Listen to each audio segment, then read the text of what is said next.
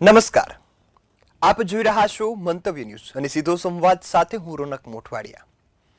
આવતીકાલે ગુજરાતના પનોતા પુત્ર અને આપણા દેશના વડાપ્રધાન નરેન્દ્ર મોદી ગુજરાતની મુલાકાતે આવવાના છે. આવતીકાલે ગુજરાતની અનેક વિકાસ કાર્યોની ભેટ પણ મળવાની છે. સાથે સાથે સુવિધામાં પણ વધારો થવાનો છે. જો વાત કરવામાં આવે તો ખાસ ગુજરાતની સેમિકન્ડક્ટર ક્ષેત્રે આગળ ધપાવવા માટે એક મોટું કદમ આવતીકાલે ઉઠાવવામાં આવનાર છે. સાથે સાથે અનેક વિકાસ કાર્યો જેમાં વાવથરાદમાં મોટો પ્રોજેક્ટ છે તેનું લોકાર્પણ થવાનું છે. ઉર્જા માર્ગ અને રેલવે ક્ષેત્રે પણ જે મોટા પ્રોજેક્ટો છે તેમને લીલી ઝંડી મળવાની છે. આમ કુલ પીએમના હસ્તે 19,806 કરોડના પ્રોજેક્ટનો શુભારંભ થવાનો છે અને આ તમામ પ્રોજેક્ટ ગુજરાતની જનતાના વિકાસમાં ભાગીદાર થવાના છે. ગુજરાતના લોકોની સુવિધા વધારવાના છે. આ પહેલા તડામાર તૈયારીઓ શરૂ થઈ ચૂકી છે.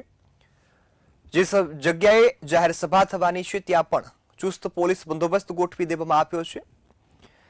સાથે સાથે સાણંદમાં સેમિકન્ડક્ટરમાં 3,300 કરોડના પ્લાન્ટ જે ખૂબ જ મહત્વનું છે તેનું લોકાર્પણ થવાનું છે. આ પહેલા ગાંધીનગરમાં પણ તેમનો ખાસ કાર્યક્રમ છે.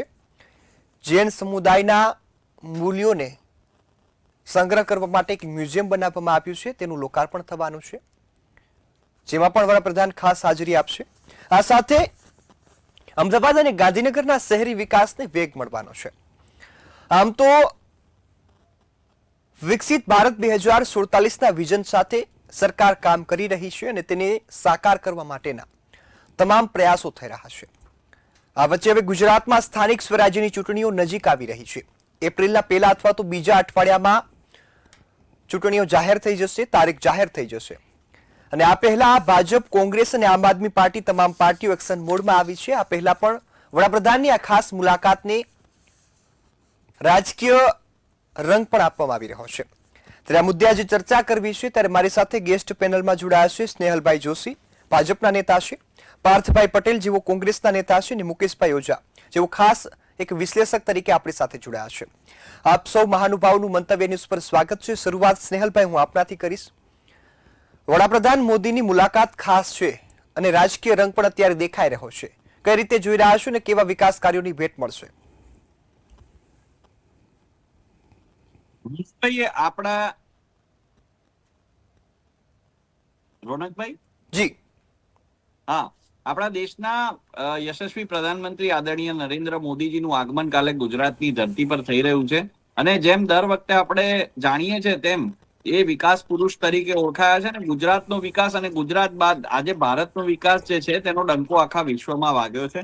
કાલે મુખ્યત્વે ખૂબ જ એક સારો સમન્વય છે કે કાલે સંસ્કૃતિ, ઇન્ફ્રાસ્ટ્રક્ચર, હેલ્થ અને એજ્યુકેશન સાથે ઘણા બધા એવા સંકળાયેલા પ્રોજેક્ટ છે કે જેનું ઇનોગ્રેશન થવાનું છે.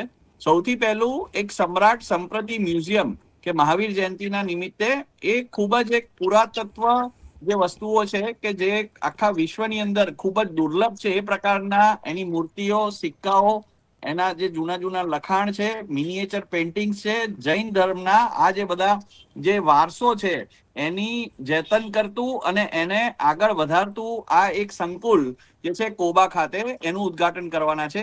ત્યારબાદ ટેકનોલોજીના ક્ષેત્રે કેન સેમિકન્ડક્ટર ઓએસએટી પ્લાન્ટ એટલે પહેલો માઇક્રોનનો પ્લાન્ટ હતો, બીજો આ એક છે ઓએસએટી પ્લાન્ટ અને ફક્ત આ એક જ પ્લાન્ટમાં 3,307 કરોડનું ફોરેન ડાયરેક્ટ ઇન્વેસ્ટમેન્ટ આવેલું છે. એટલે આની કેપેસિટી છે 60 લાખ યુનિટ પર દિવસ. એટલે ગુજરાત જ્યારે સેમિકન્ડક્ટર હબ અત્યારે બની રહ્યું છે તો ખાલી ભારતની નહીં પણ આખા વિશ્વની નજર આપણા ગુજરાત પર છે, ગુજરાતના વિકાસ પર છે. ગુજરાતની અંદર જે પ્રમાણે સેમિકન્ડક્ટરની કંપની પોતાની જે મેન્યુફેક્ચરિંગ જે કરી રહ્યું છે તે પણ ખૂબ જ નોંધપાત્ર વસ્તુ છે. ત્યારબાદ આદરણીય વડાપ્રધાન 19,806.9 કરોડના પ્રોજેક્ટનું લોકાર્પણ કરવાના છે. આ બધા પ્રોજેક્ટમાં રોડ છે, રેલવે છે, પાવર છે કે જે ગુજરાત જે કહી શકાય અને આદરણીય નરેન્દ્ર મોદીજી જે વિઝનરી નેતા છે એમને સોલર પાવરની અંદર ગુજરાતને સર્વપ્રથમ આગળ વધારી અને અત્યારે ખૂબ જ મોટા પ્રમાણમાં ગુજરાત જે છે તે પાવર સરપ્લસ સ્ટેટ બનાવવાનો શ્રેય એમને જ જાય છે. Urban development, health, water, housing અને પર્યટન ખાસ કરીને મહત્વની વાત એ છે કે PMAY યોજના અંતર્ગત 38,900 થી વધારે જે ઘર છે એ કાલે લોકાર્પણ કરશે. આ જે બધા પરિવારો છે એને આ ઘર મળશે અને રૂરલ એરિયાના આ બધા પરિવારોને ઘર મળે એના માટે 651 કરોડ નું બજેટ જે છે તે ફાળવવામાં આવ્યું છે. Ahmedabad Dholera expressway, Idar Bardoli bypass, Dholavira Santalpur highway અને અનેક બધા જે છે ફેસિલિટીઝ કે જેમાં જનતાને ખૂબ મોટો લાભ થવાનો છે એનું કાલે ઇનોગ્રેશન આદરણીય નરેન્દ્ર મોદીજી કરવાના છે. 8,858 બેડની એક હોસ્પિટલ છે અસારવામાં, એની અંદર પણ એનું પણ એક ઇનોગ્રેશન છે. એટલે રોનકભાઈ, ટૂંકમાં નરેન્દ્ર મોદીજી આપણા દેશના એવા નેતા છે અને કોરોના કાળ સિવાય તમે જોશો તો કોઈ પણ અઠવાડિયું એવું નહીં હોય કે જ્યાં તેમને લોકાર્પણ અથવા તો ખાતમુહૂર્ત કોઈ પ્રોજેક્ટનું જનતાના હિતમાં ના કર્યું હોય. જી એટલે બિલકુલ. ફરીથી કહું છું કે ગુજરાતના પનોતા પુત્ર આદરણીય નરેન્દ્ર મોદીજી જ્યારે કાલે ગુજરાતની ધરતી પર આવે છે તો આ જે છે તે લોકોને, જે લોકોના ટ્રસ્ટી તરીકે એ હંમેશા કહેતા હોય છે કે હું પ્રધાનમંત્રી નહીં પણ એક પ્રધાન સેવક છું, તો એવા ભાવથી કામ કરતા આપણા વડાપ્રધાન નરેન્દ્ર મોદીજી જ્યારે આવે છે તો ચોક્કસપણે આ જે બધી લાભ છે લોકોને મળશે. જી બિલકુલ, સ્નેહલભાઈ આવું આપણી મળશે, પાસે. દવાખાનાની સુવિધા જી જી મળશે અને મને આશા છે કે આ જ પ્રમાણે ભારતીય જનતા પાર્ટીના એક કાર્યકર્તા એમની પ્રેરણાથી લોકો વચ્ચે રહી, લોકો સાથે સુખમાં અને દુઃખમાં સાથે રહી, આ રીતે અમે ગુજરાતની જનતા માટે અને ભારતની જનતા માટે કામ કરતા રહીશું. જી રોનકભાઈ. જી બિલકુલ. પાર્થભાઈ, હું આપની પાસે આવીશ. ખાસ તો ગુજરાતના પનોતા પુત્ર વડાપ્રધાન નરેન્દ્ર મોદી ગુજરાતના પ્રવાસે આવવાના છે, વિકાસ કાર્યોની ભેટ આપવાના છે. કઈ રીતે જોઈ રહ્યા છો ને ત્યારે ખાસ દેશમાં યુદ્ધનો તણાવ પણ છે. ગુજરાતના પણોતા પુત્ર ગુજરાતની મુલાકાત લેતા હોય તે સારી બાબત છે, પણ હાલ ગુજરાતની પરિસ્થિતિ અને ગુજરાતના લોકોની જે પરિસ્થિતિ છે તેને જોઈને એક મારે વાત કેવી છે કે લગા કે આગ શહેર को ये बादशाह ने कहा उठा है दिल में आज तमाशे का शौक बहुत झुका के सर सभी सा परस बोल उठे हुजूर का शौक सलामत रहे शहर और भी है. અત્યારે હાલમાં ગુજરાત અને સમગ્ર દેશની જનતા જ્યારે ગેસની, પેટ્રોલની એની માટે ઝઝૂમી રહી છે. હાલ પોતાના જ શબ્દ પ્રધાનમંત્રીએ કીધા હતા, તેની સ્પષ્ટતા હજી નથી થઈ. લોકોને ક્યાં ભીત છે કે ફરી પાછું કોરોના થશે કે લોકડાઉન જેવી પરિસ્થિતિ થાય, તેને ધ્યાનમાં લઈ લોકોમાં એક અસમંજસ છે.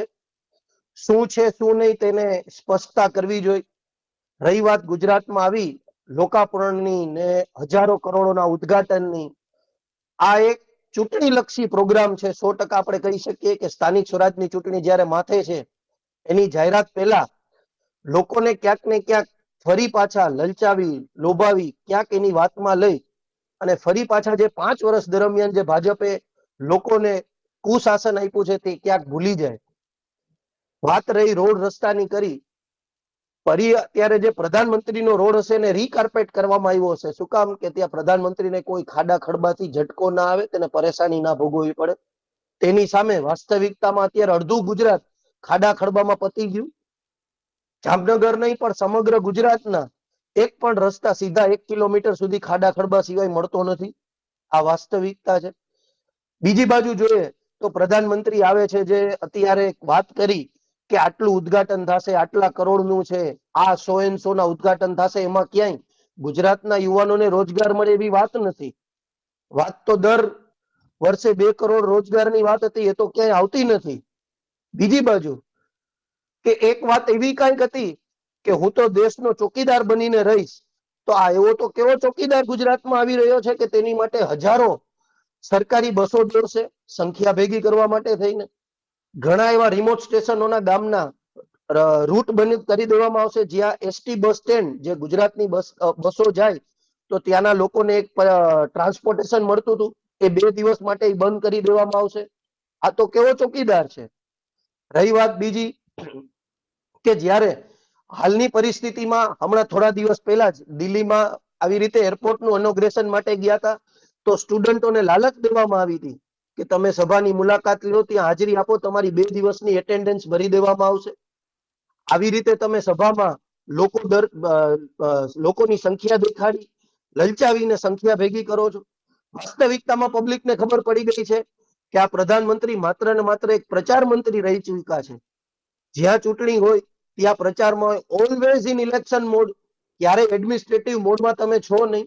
100% તમે નિષ્ફળ ગયા છો. હાલની દેશની પરિસ્થિતિ, નાની નાની બાબતમાં લોકોને બીક લાગે છે કે કાલે શું થશે. આજે મજબૂત વડાપ્રધાન હોય તો લોકોને હક અંદરથી શું કે હિંમત હોય કે મને કાંઈ નહીં થાય, મારો મજબૂત વડાપ્રધાન બેઠો છે. અત્યારે હાલમાં માણસ બીવે છે કે કાલે શું થાય એનું નક્કી નથી. આવી પરિસ્થિતિ આ સરકારમાં નિર્માણ થઈ છે એને ધ્યાનમાં લેવી જોઈએ. જી રોનકભાઈ. પાસે આવીશ. બંને પક્ષોની વાત દર્શક મિત્રોએ સાંભળી. વિપક્ષ અને પક્ષ બંને પોતાની ભૂમિકા નિભાવી. હવે વડાપ્રધાનની મુલાકાત, ગુજરાતમાં સ્થાનિક સ્વરાજ્યની ચૂંટણીઓ, સાથે સાથે યુદ્ધની પરિસ્થિતિમાં ગેસ મળતો નથી અને જે વિકાસ કાર્યોના લોકાર્પણ થવાના છે એમાં એક અમદાવાદથી ધોલેરાનો જે એક્સપ્રેસ વે છે એની સ્થિતિ એવી છે કે લોકાર્પણ પહેલા તૂટી ગયો છે. અનેક જગ્યા પર ખાડા છે, તિરાડો છે. આ પણ સ્થિતિ છે. આ સમગ્ર જે પ્રકરણ છે કઈ રીતે જોઈ રહ્યા છો? મુકેશભાઈ, આપ ખાસ દર્શક મિત્રોને સ્પષ્ટ શું સંદેશ આપવા માંગો છો?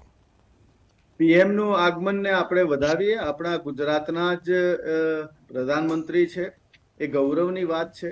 પરંતુ જ્યારે જે સમય નક્કી કરવામાં આવ્યો છે, જે સ્થિતિ અત્યારે ચાલી રહી છે, અગાઉ જેમ આપણે ચર્ચા સાંભળી, તો અત્યારે એક આખા વિશ્વ ઉપર સંકટ આવેલું છે અને સંકટની ઘડીમાં જો તમે સંસદની અંદર એમ કહેતા હોય કે કોરોના જેવી સ્થિતિનું આગમન થઈ શકે છે, તો પ્રધાનમંત્રી શ્રીએ 2200 દ્વારા ભીડ ભેગી કરવી, રેલીઓ કાઢવી, ભાષણ કરવું, તો સાહેબ એ વર્ચ્યુઅલી પણ થઈ શકે છે. પરંતુ જે અત્યારે સ્થિતિ, મોંઘવારીનો માર પ્રજા ઝીલી રહી છે, ઇન્ડસ્ટ્રીઝ બંધ થઈ ગઈ છે. રાજકોટની ઇન્ડસ્ટ્રીઝ, તમે ceramic industries, textile, diamond, engineering, જે ગુડ્સ છે, હોટલો, રેસ્ટોરન્ટો ધીરે ધીરે બંધ થતી જાય છે. એ પરિસ્થિતિ જે છે એ પ્રજાની અંદર ક્યાંક ને ક્યાંક થોડોક ગુસ્સો વધી રહ્યો છે.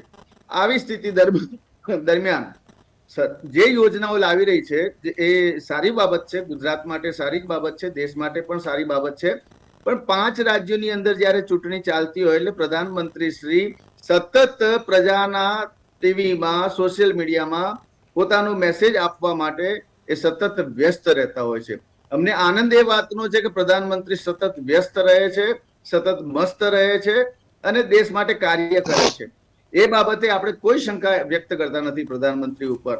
પરંતુ અત્યારે જે તમે યોજનાઓ લાવી છે, જે નાની નાની યોજનાઓ છે, એ 20,000 કરોડની યોજના એટલે કઈ બહુ વધારે મોટી યોજના નથી. પરંતુ આ જ બધી નાની નાની યોજનાઓ મુખ્યમંત્રી કરી શકે, મંત્રીઓ પણ કરી શકે. પરંતુ જયારે પ્રધાનમંત્રી શ્રી આવે છે ત્યારે એક રાજકીય ગડમથલ છે, જે પ્રેશર છે, જે કમલમનું પ્રેશર છે, એના બધા જે નિર્ણાયક જે સૂચન છે એ પ્રધાનમંત્રીનું આખરે માનવામાં આવતું હોય છે. ભ્રષ્ટાચાર નાબૂદીની યોજનાઓ લાવો ને સાહેબ. જે યોજનાઓ લાવો છો, અત્યારે શની યોજનાની જરૂર છે? મોંઘવારી વધી રહી છે ત્યારે ભ્રષ્ટાચાર યોજનાની લાવો, મોંઘવારી ઓછી કરવા માટેની યોજના લાવો, રોજગારી વધારવા માટેની યોજના લાવો. અત્યારે ગુજરાતને આની જરૂર છે. ખાલી પડેલી સરકારી નોકરીઓ છે એના માટે કેમ યોજના લાવતા નથી? એને જરૂર છે. હમણાં જ પેપરમાં વાંચ્યું છે, કેન્દ્ર ગુજરાતને પ્રોપર ફંડ પણ આપતું નથી. જે જીએસટી ઉઘરાવે છે એ પ્રમાણેના પ્રોપર ફંડ પણ આપતા નથી. તો ગુજરાત બોલી નથી શકતું. ગુજરાતની અંદર રાજકીય સ્થિતિ થોડી નબળી પડી છે. એ નબળી સ્થિતિને મોદી સાહેબ એક એનર્જી આપીને ડબલ એન્જિનમાં પેટ્રોલ પૂરવા આવી રહ્યા છે, એક એનર્જી આપવા આવી રહ્યા છે. પરંતુ અત્યારે વૈશ્વિક સમસ્યાઓથી ઘેરાયેલું છે આપણો દેશ. જે આવનારી પરિસ્થિતિ છે એના માટેનું પ્લાનિંગ ક્યાં? કોરોના વખતે તમે આગળનું પ્લાનિંગ કર્યું, તો અત્યારે જે આવનારી પરિસ્થિતિ છે, આ જો યુદ્ધ હજુ 10 દિવસ વધારે ચાલ્યું ત્યારે કેવી કેવી પરિસ્થિતિ થશે? જો પરમાણુ યુદ્ધમાં ટ્રાન્સફર થયું, જો પરમાણુ રેડિયેશન આવ્યું, તો ભારત એના માટે કેટલું તૈયાર? આ બધી ચિંતાઓ દરેક નાગરિક સતાવી રહ્યો છે, દરેક નાગરિકના મનમાં છે. અને અત્યારે દરેક નાગરિક દરેક ઘર ગેસના બાટલાની ચિંતા કરે છે, લાઇટની ચિંતા કરે છે, રોજગારીની ચિંતા કરે છે, મોંઘવારીની ચિંતા કરે છે. આવી પરિસ્થિતિની અંદર જો કરોડો ખરબો રૂપિયા મોદીજી આવે ત્યારે ખર્ચ થાય છે, તો એ ખર્ચને આપણે કઈ રીતે સદુપયોગમાં લઈ શકીએ? અત્યારે એ સમય નથી. હા, ચૂંટણીમાં આવવું જોઈએ સાહેબ, પરંતુ અત્યારે એ સમય નથી. આપણને તો કરકસર કરવાની વાત કરે છે અને અહીંયા અઢળક લાખો કરોડો રૂપિયા ઉડાડી દેવામાં આવે છે માત્ર પ્રચાર માટે. તમારી યોજનાઓ પ્રચાર તમે વર્ચ્યુઅલ પણ કરી શકો, હોર્ડિંગ બેનર દ્વારા પણ કરી શકો છો, પરંતુ એ તમે માત્ર દેખાવ ખાતર જો દેશના ગુજરાતના લોકોને બતાવવા માંગતા હોય, ગુજરાત થકી તમારે પશ્ચિમ બંગાળને બતાવવું છે, આસામને બતાવવું છે, પોંડિચેરીને બતાવવું છે, કેરલાને બતાવવું છે, તમિલનાડુને બતાવવું છે, તો ગુજરાતમાં સ્થાનિક એક કોર્પોરેટર માટે પણ જયારે પ્રધાનમંત્રી શ્રી પ્રચાર કરવા આવે આ વાત થોડીક મગજમાં બેસતી નથી. એટલે ગુજરાતને હવે સિરિયસ લેવાનો સમય આવી ગયો છે. નેતાગણ મંત્રીમંડળ પણ સિરિયસલી લે અને પ્રજા જે તરસી રહી છે એવી યોજનાઓની જરૂર છે. મોંઘવારી ઉપર કંટ્રોલ કરવાની જરૂર છે. સરકારે પેટ્રોલ ડીઝલ ઉપર જે એમણે સેસ ઘટાડ્યો, એક્સાઇઝ રાજસ્વ ઘટાડ્યું, ભાવ નથી ઘટ્યો, પરંતુ અમને એ ખબર નથી પડતી, એક બિઝનેસમેનને ખબર નથી પડતી કે ત્યાં તમારે ટોલ ટેક્સ આપીને જયારે અહીંયા કંપનીઓ લોસ કરી રહી છે, તમે રાજસ્વ ઘટાડ્યું, સારી બાબત છે, ભાવ નથી વધ્યો, પરંતુ જો એનાથી વધારે પરિસ્થિતિ આવશે ત્યારે તો ભાવ વધશે. એટલે આવી સ્થિતિ જે થઈ રહી છે એની વચ્ચે જયારે પ્રધાનમંત્રી શ્રી આવી રહ્યા હોય છે, ગુજરાતમાં આવે છે, આપણે ગુજરાતના પનોતા પુત્ર છે, આપણે સ્વાગત કરવું રહ્યું, પરંતુ એમની પાછળ જે ખર્ચ થાય છે, એમની પાછળ જે આ 40 ડિગ્રી ગરમીની અંદર સ્કૂલ, છોકરાઓ, કોલેજો, પ્રોફેસરો બધાને જે ધંધે લગાડવામાં આવે છે એ મોટું નુકસાન થઈ રહ્યું છે. બિલકુલ મુકેશભાઈ, હું આવું આપની પાસે. આગામી સ્થિતિ ઉપર ચોક્કસ મોદીજી સાહેબે કહેવું જોઈએ. મનની વાત થકી પણ પોતાની વાત મૂકે છે અને દેશની સંસદ થકી પણ વાત મૂકે છે, પરંતુ હવે નેતાઓએ આ ખર્ચાઓ ઉપર હવે ખરેખર કંટ્રોલ કરવાનો સમય આવી ગયો છે. જી બિલકુલ. સ્નેહલભાઈ, ખાસ હું આપની પાસે આવીશ. ગુજરાતના વિકાસને વેગ મળવાનો છે આવતીકાલથી, એ વાત ચોક્કસ છે કે પ્રોજેક્ટ જે આવશે એ ગુજરાતના લોકોના હિતમાં જ હશે, પરંતુ સવાલ એક એ પણ ઉઠી રહ્યો છે કે ચૂંટણી નજીક આવે ત્યારે પ્રમોશન, એ મુદ્દાને આપ કઈ રીતે જોઈ રહ્યા છો? રોનકભાઈ, આ જે ઘણી વખત ઘણા બધા વ્યૂ પોઈન્ટ્સ હોય છે ને, આપણી ડિબેટ પર પણ આપણે મારા પ્રતિપક્ષના ભાઈના અને આપણા વિશ્લેષકના પણ વ્યૂ પોઈન્ટ્સ જોયા, સાંભળ્યા. હું મારી વાત કરીશ ભારતીય જનતા પાર્ટીની. જો હું વાત કરું તો ભારતીય જનતા પાર્ટી જે છે તેને ક્યારે ચૂંટણીને ધ્યાનમાં રાખીને ભારતીય જનતા પાર્ટીએ ક્યારે પણ ચૂંટણીને ધ્યાનમાં રાખીને કઈ કામ કર્યું નથી. રોનકભાઈ, આ ખૂબ જ મહત્વની વસ્તુ એ છે કે આ સતત, જ્યારે મેં કીધું એમ, પ્રધાનમંત્રી શ્રી જ્યારથી મુખ્યમંત્રી હતા ઇનફેક્ટ અહીંયા ગુજરાતના, ત્યારથી લઈ અને અત્યાર સુધી એમને કોઈ પણ અઠવાડિયું એવું નહીં હોય કે જ્યાં એમનું લોકાર્પણ કે કોઈ જગ્યાએ લોકાર્પણ કે ખાતમુહૂર્ત ના થયું હોય. એટલે મને એમ લાગે છે કે જે વ્યક્તિએ વિકાસની રાજનીતિને આગળ વધારી, વિકાસની વાત કરતો આખો દેશ થયો, જાતપાતની અંદરથી ઊભા થઈ જાતિવાદી જે ફોર્સ હતા એ બધા હવે અત્યારે નિસ્તો નાબૂદ થઈ ગયા. દેશની એકતા, અખંડિતતા અને દેશની ડેમોક્રેસીને જેને સુદૃઢ બનાવી એવા નેતા આપણા ગુજરાતના છે. ગુજરાતની અંદર બનેલા જે કામો છે, થયેલા કામો છે, એનું લોકાર્પણ કરવા માટે આપણે એ જયારે આવી રહ્યા છે તો મને લાગે છે કે આ ખૂબ મહત્વની વાત એટલે છે સ્નેહલભાઈ કે પ્રધાનમંત્રી શ્રી જે છે તે ચોક્કસપણે દરેક જગ્યાએ, અને યુદ્ધની પણ એમને વાત કરી તો યુદ્ધ ચોક્કસપણે વિશ્વની એક સમસ્યા છે. ભારત આ વિશ્વથી અછૂતું નથી. ઓઇલ અને ગેસની ક્રાઇસિસમાંથી બહાર આવ્યા છે તે વખતે પણ અનફોર્ચ્યુનેટલી ઘણા બધા તત્વો એવા હતા કે જેને અફવા ફેલાવી, પેટ્રોલનો કમી થઈ જશે વગેરે વગેરેની વાતો કરી. તો મારે પણ તમારા માધ્યમથી નિવેદન છે કે જેમ આદરણીય વડાપ્રધાન અને આદરણીય અમિત શાહજીએ દેશને કહ્યું છે કે સંકટ આવશે તો પણ આપણે લોકો ખૂબ સારી રીતે મેનેજ કરીશું, સાથે રહીને બધા દેશવાસીઓ એને આપણે ડીલ કરીશું. સરકાર જે છે તે સક્ષમ છે. સરકાર ક્યારેય કોઈની સામે એટેક કરવા માંગતી નથી. તેને દરેક દેશો સાથે ખૂબ સારા સંબંધ વિકસાવ્યા છે અને એને મેન્ટેન કર્યા છે. ને આજે જયારે યુદ્ધ થાય છે ત્યારે પણ આપણી સાથે બધા દેશોની જે સંબંધ છે બધા એ ખૂબ સારા છે.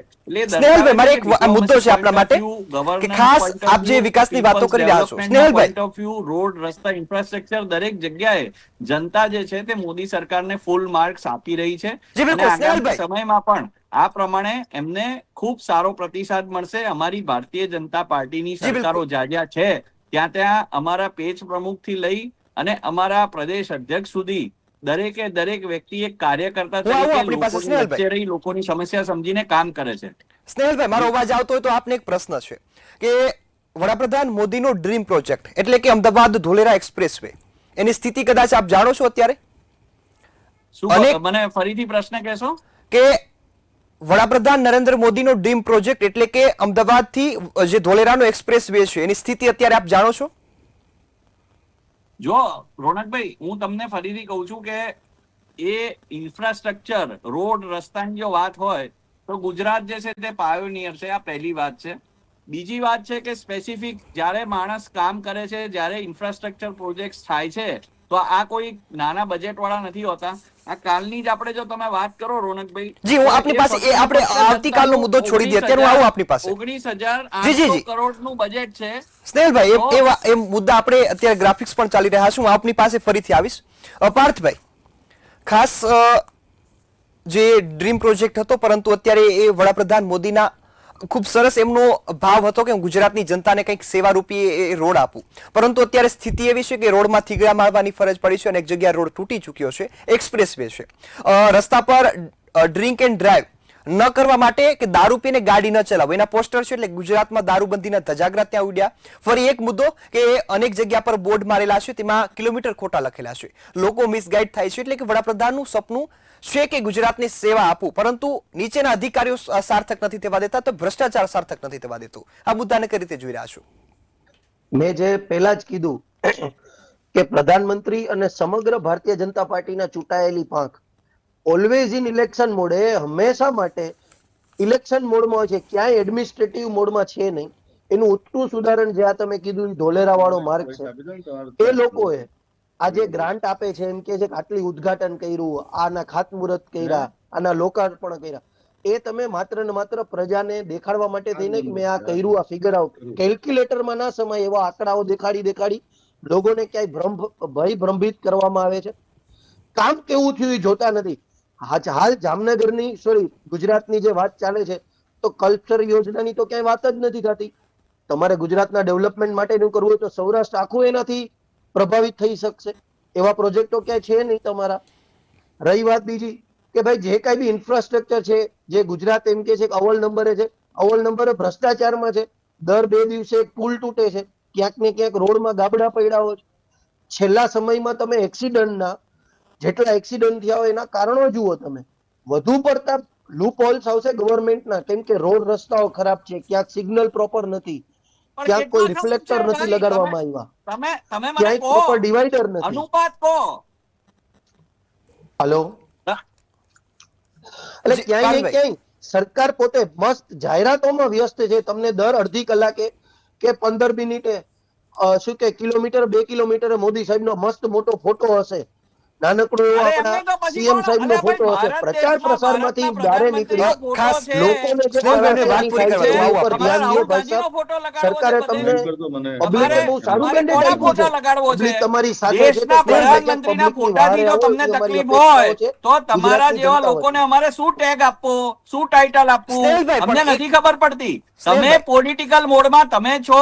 તમારો અવાજ પોલિટિક્સની જે તમને ભૂખ છે વર્ષોથી એ પૂરી નથી થઈ, ખુરશીની ભૂખ પૂરી નથી થઈ, એટલે તમે આવા ફ્રસ્ટ્રેટ થઈને આ બધી વાતો કરો છો.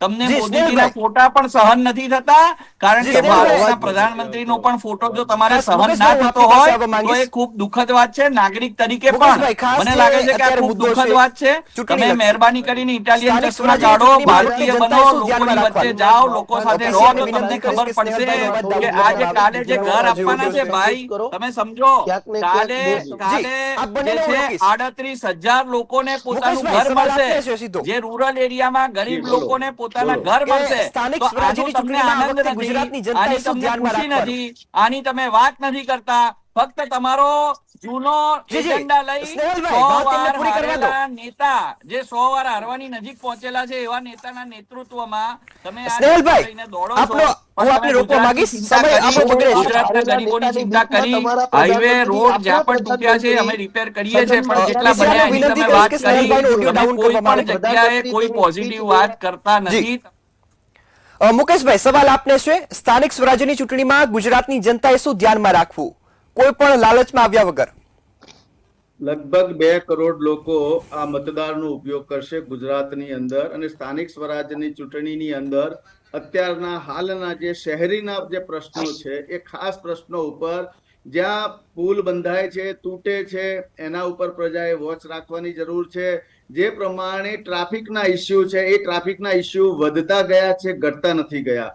એ સૌથી મોટી ચિંતા છે. જે પ્રમાણે ટેક્સેશન લેવાઈ રહ્યું છે એ પ્રમાણેના કાર્યો આપણને દેખાતા નથી, એ સૌથી મોટો પ્રશ્ન છે. જે કોર્પોરેટરનું અધિકારીઓ સાંભળતા નથી કે MLA નું કોઈ સાંભળતા નથી, એવી પરિસ્થિતિની અંદર જ્યારે તમે આ વખતે ચૂંટણીમાં જઈ રહ્યા છો, આજની જેન જી પ્રજા ખૂબ સાવધ થઈ ગઈ છે.